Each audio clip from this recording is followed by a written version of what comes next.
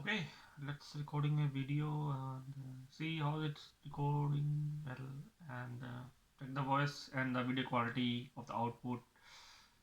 And yeah, we are recording. Yes, we are recording on this stuff. And here are some things I'm doing. So these are some of the resistors, the wires, soldering paste, iron,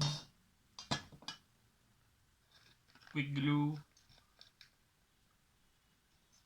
Definitely in Node NCU. Definitely we are going on the Internet of Things stuff. Yeah. Solder wire, multimeter. See, it's work.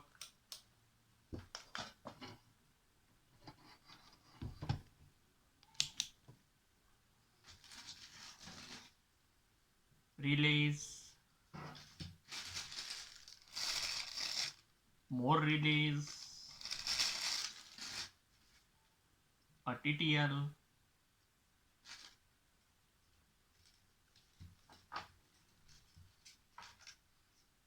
breadboards,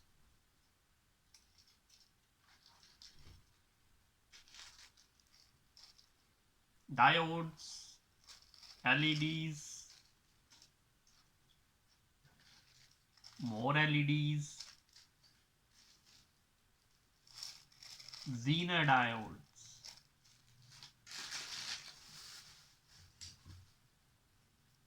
connecting cables, breadboard cables, additional cables for connections, AC cables,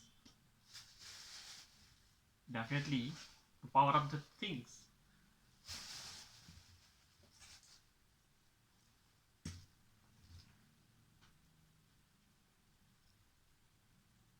The self-made ESP01 programmer, it had to use the TTL, and this is the TTL.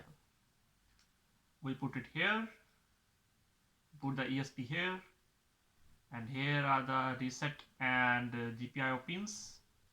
GPIO pins are here, power is here, reset is here, this one, and this one is for setting with the boot mode.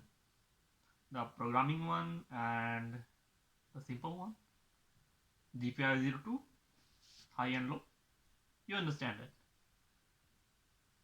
You can go visit the Node MCU. The ESP826 is how it's gonna run, and this is specifically for the ESP01 module.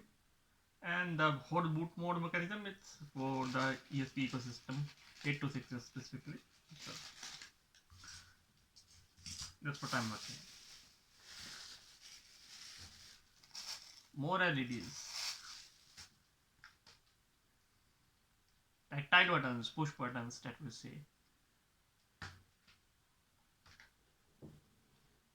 Potentiometers, transistors,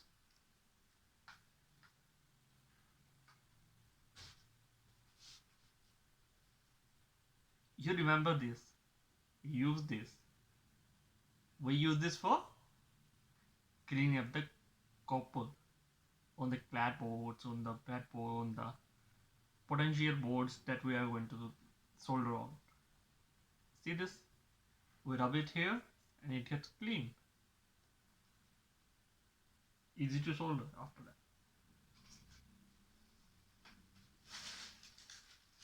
Some electrical stuff.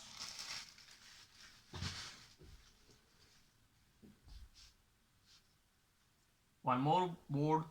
These are the with potentiometers. Two for these power rails. One, this is for the additional pins and for the interfacing. This is specifically for the LCD modules. This is one of them, LCD module character display 16:2.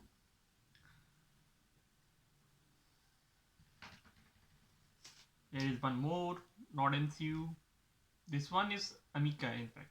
You can see it. It is Amica. And this one is, it already showed you, is also Amica.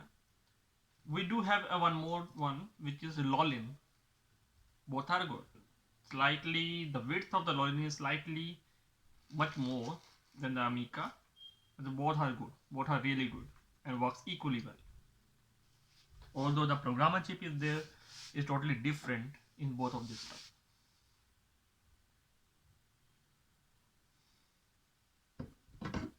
A helping tool to strip the wires, it's a wire stripper.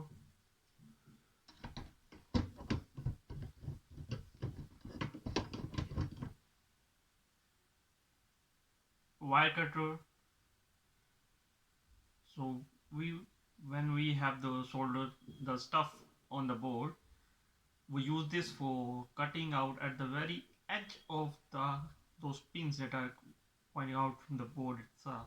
We have a much more clear connections that with the solder, and the whole the pin is much more near to the board itself.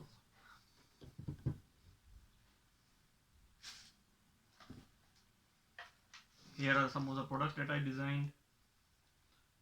This is a center control panel. Literally everything is there. Inside it do have a Lolin board inside it. That is they on the same pattern on the node MCU thing.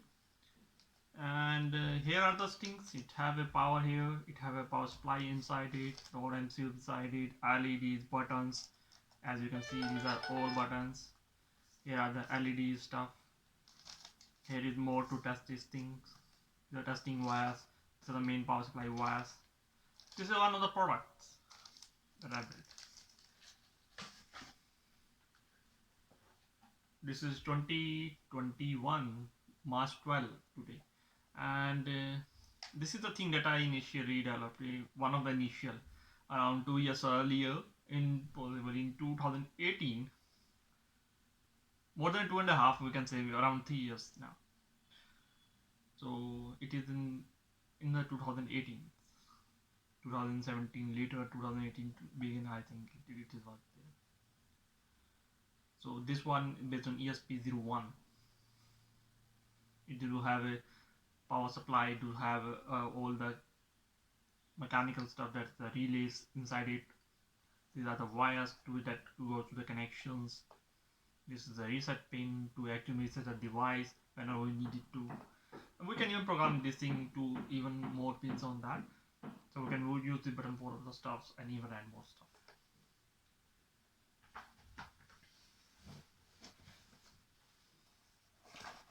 See, resistor kit.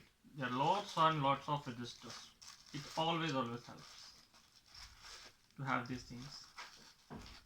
Once you're designing a circuit, you can need lots more stuff, lots more different resistor values. It's good to have these things kept in hand.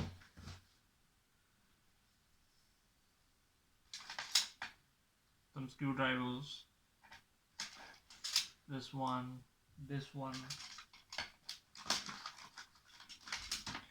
this one, this one, this one.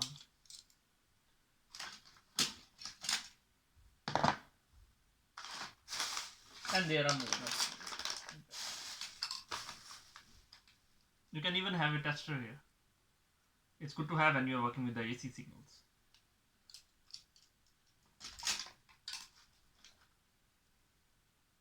While we use this to smoothen out the edges of the cutouts that we build into those enclosures. We even use this for sharpening the edges of those tools at times, and well, I personally use it for soldering edges of the solder iron pin on that. This is for a wider width.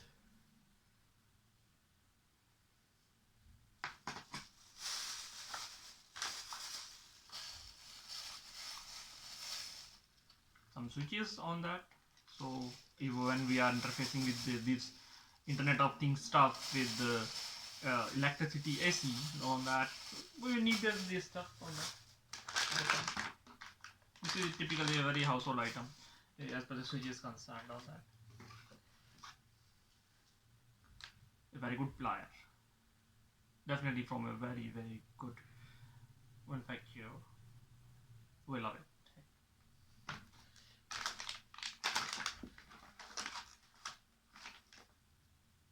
Yeah, we do have a hot glue guns.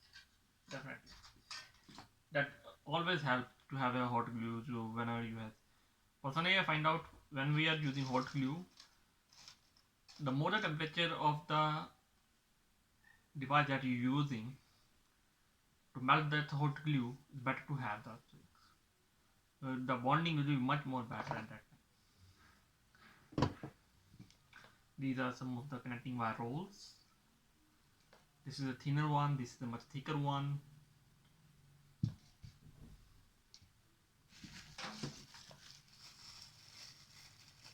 Some USB cables.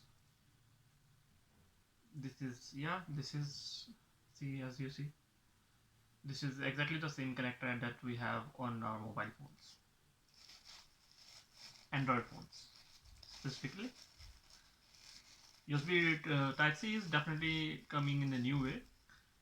This is going to even stay on that. Yeah. Okay.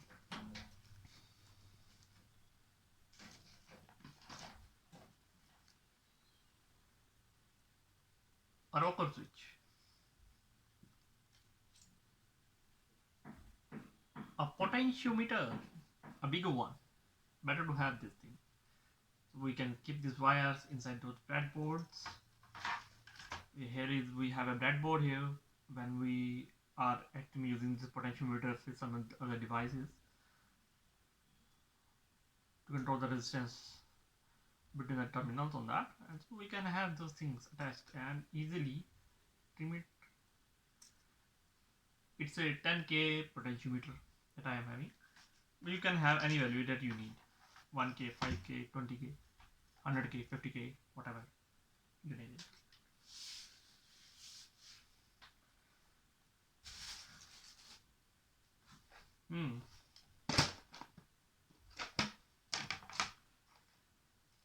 Capacitors,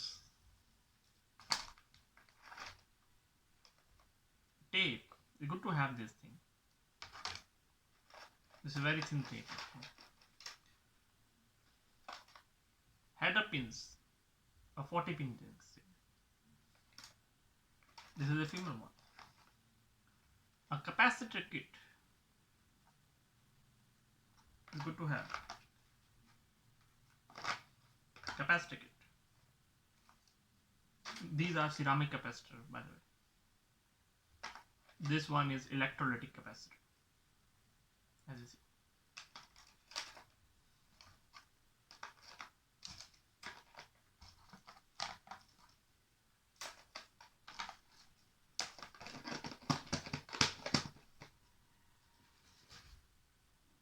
This is one more board I built for that. To actually have more additional pins on that, and the bread, there is something circuit on the breadboard. On all the breadboard, there are circuits on that. So I can have some additional breadboarding stuff on that. It is based through all these female headers that I showed just you. See, have a closer look on that.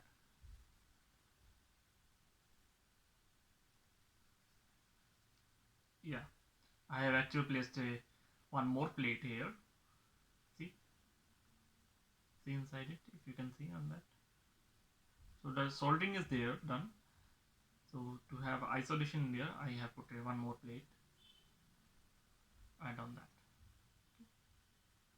So this is one of the board that I built for doing some additional stuff. More things to show, and let me show you more things.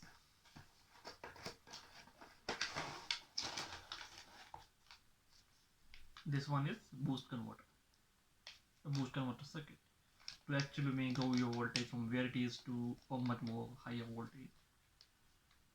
Definitely it comes at the cost of the key, how much the current is flowing, so it do have a thing. current range key, how much that current is acceptable, and based on that you can use it. These are some mics that you typically use in mobile phones and all that stuff,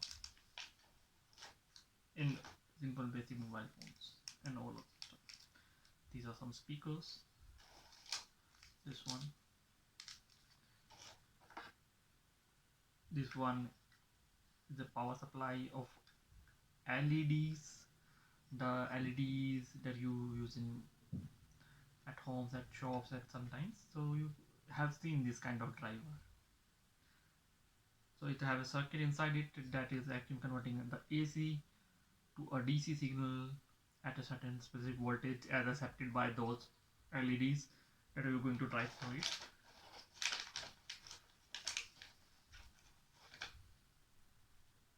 This is a 512 MB magic gate or all that, a memory stick,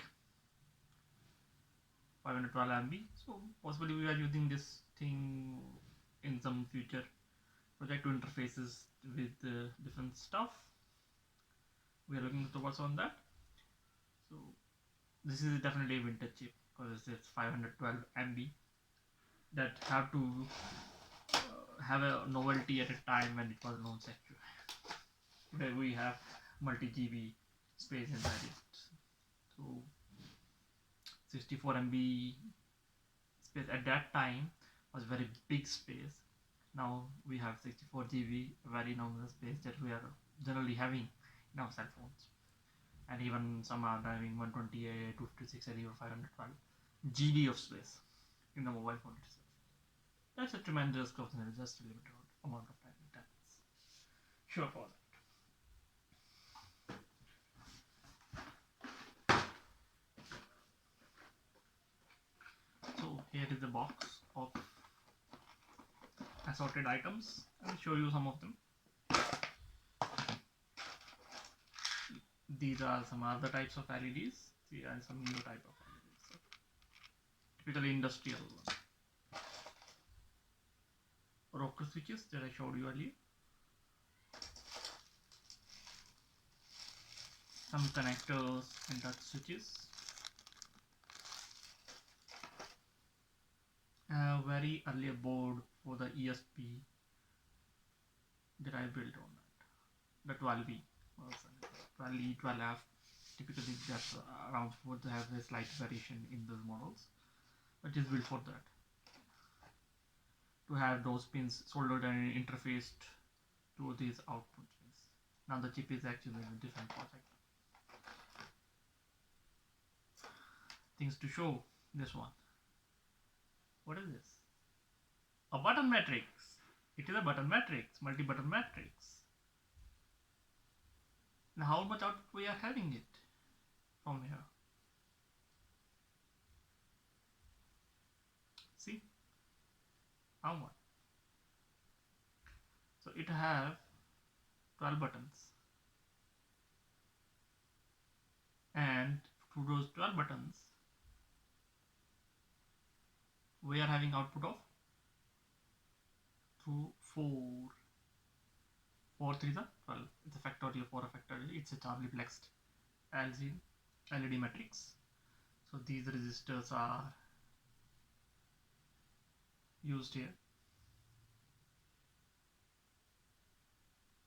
So there are diodes, those buttons and all those. So it's a complex matrix. It's a button matrix and it's a Charlie plex button matrix.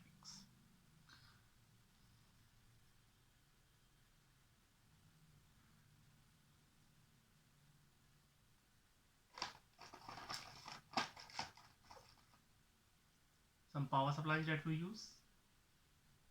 We can use anyone. This is some of them that I'm using. This one and this one in different circuits. Some clips to have.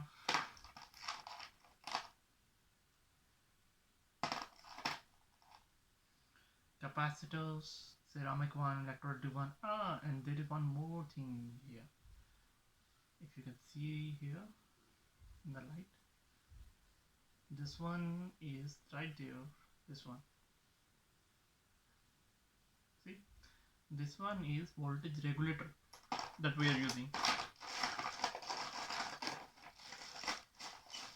to regulate a voltage, to provide a stable voltage, so the chip can be powered on very good way on that.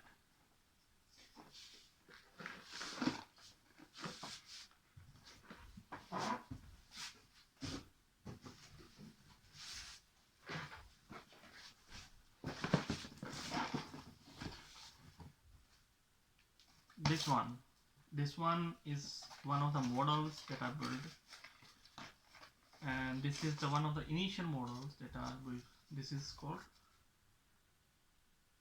smart Wi-Fi cooler kit. It is a smart Wi-Fi cooler kit, one of the initial models that was ever built actually for specifically your room cooler to be controlled by Wi-Fi. This is one of them. See, these are wires for powering up the fan and the pump and the main power. So through this kit you can actually control your cooler right from your bed, right from your table where you're sitting, right from a remote place, maybe a different room. So you can control, you switch on your cooler and switch off your cooler and pump whenever you want it, or even you can if you have a scheduler appointed in your mobile phones, it has to be controlled through mobile, because it uses a mobile Wi-Fi connection to have this connection here, and through that you were able to actually do that to go through your mobile phone while you're on your couch, you are on your bed, you are on table, or you're from a different room. Then you can actually control it right from your mobile. And with the scheduler, you can actually have a schedule whenever that gets switched on, where they get that switched off automatically based on what you have right in the schedule. Once you have established very connection your mobile phone with this cooler kit, this cooler kit that I showed you. Yeah, this one. Once you have a connection with it, you can do that. This is initially released in 2018. I think possibly in March 2018, and to March 2021 we have a newer version of this that I showed you. It looks probably much similar to that with this initial version.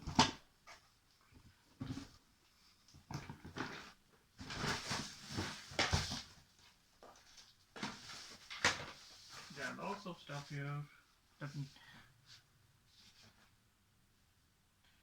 This one, see, 10 March 2021. It's a demo kit. So today is 12. Today's earlier actually I provided a demo to manufacture on that. So this is for the mains. This is for the fan, and this is for the pump. This is the power switch here. Here we have a power switch, and that we have a reset switch on that. This have to be controlled by a mobile phone as well. And this is a newer model. How this is different from that? Particularly at the software side, it is different. Functioning wise, it is quite similar. The user finds it quite similar, but this thing is much easier to install. Okay, although that is the easy thing, it was even better than that, even easy to install, and the wiring is different here than that previous version. So the wiring mechanism, it do have a specific different kind of wiring mechanism that have to be interfaced with the device. Yeah, it works.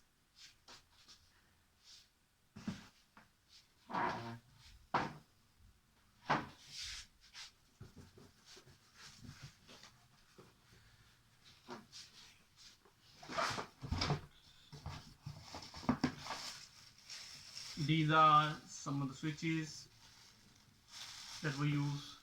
We're going to find out those things. These are push switches on that, and it do have some potentiometers, as you can see here. can show you some of them. These are the buttons. See, these are industrial grade buttons on that, and these are the potentiometers. This is for 17K potentiometer. So we have potentiometers for different.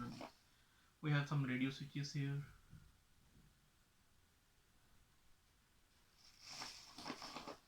A holder for the AC signal. So whenever we are having a holder device, so we use this to put it in the holder, and through that we have an output from here, right, from here in these pins to get power to that IoT kit that we're having. I'll show you later how we have these things.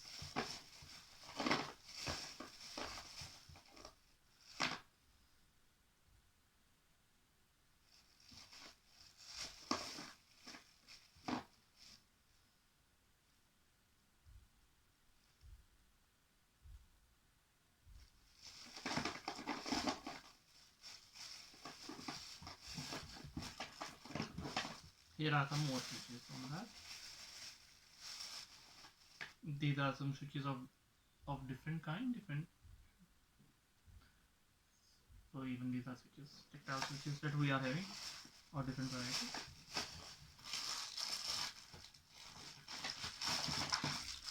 A desoldering machine on that. Desoldering stuff. So once we have put in the solder and it is difficult to remove that solder from that, so we can use this. It helps. It do help. Most of the time we can definitely do that with the direct solder, but it helps at times. Some of the connecting wires that I having, these do have some connectors with it that we go solder on the motherboard, and then we use this one to have those things inside those, so we have a connection, form connection, and easy removable connection. A TTL, a board for the ESP12F, 12E, and some foam for those soldering stuff to clean the soldering iron. It is there from a very long time. So we are using a simple cloth to actually clean out the tape of the solder, and within it some of the capacitors that we have pulled from some older motherboards. So these are the things to actually find out what those motherboards have, those things, those kind of stuff that they are using at when they were manufactured. These are some capacitors that I showed you earlier. This one is an ESP01 programmer board, you can see. So before I built the stuff, I was doing just things to that programmer that I built. So that program that I showed you earlier was just built on the 4th March of 2021. Before that, I do have a different programmer. I will use the TTL, that the TTL module that I showed you earlier for that thing, and even for this is a dedicated ESP01 programmer if you want to have it. Although you can do it in many other ways. Good to have a TTL. Some inductors, and definitely a pin, a copper tip for soldering iron.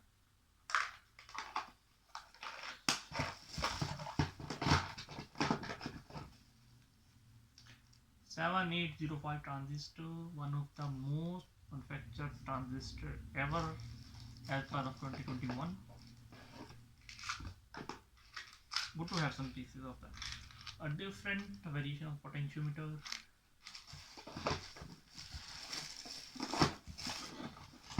So this is one of the prototype board that I built on that. This is for the reset button, this is for the LED lights that have to be here, and this one is inside it, as you can see. This was one of the initial proto boards that I built on that. So this is the stuff inside it. These days this is used as a reference. So once we go to those shoulders or the new motherboards on that, so we do have a reference here so that we can consult on that. Contact on specifically whenever we need to know okay, which pins goes there and where to play. Good to have to place those components at that particular place. It's good to have those things to have a reference where you can have those connections. This wire goes to this and this solder pad is going to there. It's good to have those things.